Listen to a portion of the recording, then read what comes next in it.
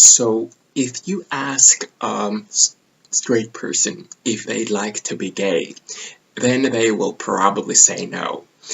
And if you ask a white person if they'd like to be black, then they will most probably say no. But if you ask anybody, if they'd like to be highly gifted, then there is a big chance that they'll say yes. And in my case, I can tell you that I'm highly gifted, so in this video, I'd like to share with you what that's like. And then you can check if it's that appealing as it seems like. First of all, this is the feeling highly giftedness gives me. So imagine that you're at a party and you're 15 years old and all the other people in the room is 10. So you're the only one who's 15 and the rest of the people are 10.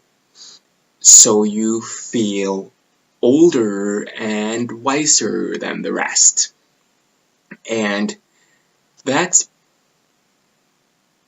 gives you a feeling of being lonely. And it's hard to say this without sounding arrogant, because being highly gifted does mean that you're more intelligent than the average human being. But it's really hard to say that without sounding arrogant, because I don't want to sound arrogant. I'm not arrogant, but still, that's the feeling I have because I'm highly gifted. I feel that nobody really understands me. I feel that it's really hard to connect with somebody because we're different. Let's keep it at that. So, solitude, that's one thing which you have to deal with when you're highly gifted, because a lot of times you're going to be alone. You're never really going to fit in with the rest. What I have is, actually I don't have this problem that I want to tell you about anymore. I don't have it anymore, but when I was younger, I got obsessed with things. I got obsessed by things.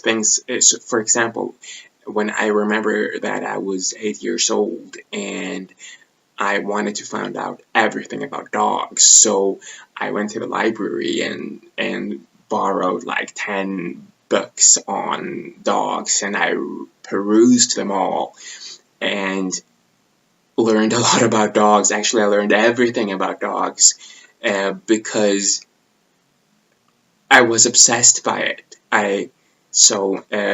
Those kinds of obsessions often happen to people who are highly gifted. And another thing is that on some days I'm too energetic and I talk too much and I feel like I'm all over the place, only to be very quiet the next day. So on those days when I'm quiet, people ask me if I'm in a sullen mood because I'm quiet, but then it's just my mind working. So then I'm thinking of some kind of theory, or I'm thinking about something, and then I can think about things all day. And then on those days, I don't say much. I'm a perfectionist, and that really gives me problems at times because it gives me failure anxiety.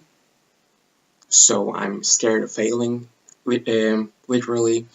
And I remember when I was in college, because then it gave me a lot of problems. For example, I remember that I had to drop out of college for a while because I couldn't sleep at night. I had such high demands. I demanded so much of myself that I couldn't cope with it. So in a way, I just couldn't do anything anymore. So I dropped out of school for a while just to deal with my failure anxiety. And And the last thing I want to tell you about is my oversensitiveness, because I'm oversensitive to things. A lot of highly gifted people are oversensitive to things, and in my case, I'm oversensitive to sounds, like loud sounds. For example, I can't stand like balloons popping or fireworks. I'm afraid of it. I can't handle it, so I just uh, run into my room and want to be on my own. If I hear fireworks, for instance, I can't stand the sound of it. So that's something which I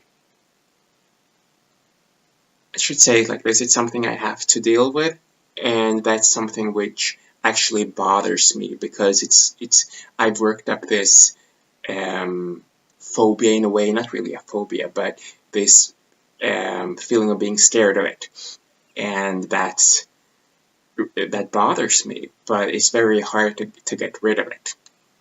So that's all that I wanted to share with you today, and in my next video I want to talk about myths which people have, or I should say it like this, I want to talk about myths about being highly gifted. I want to tell you what people think it is and what it really is. So that's it. Thanks for watching, and I'll see you soon.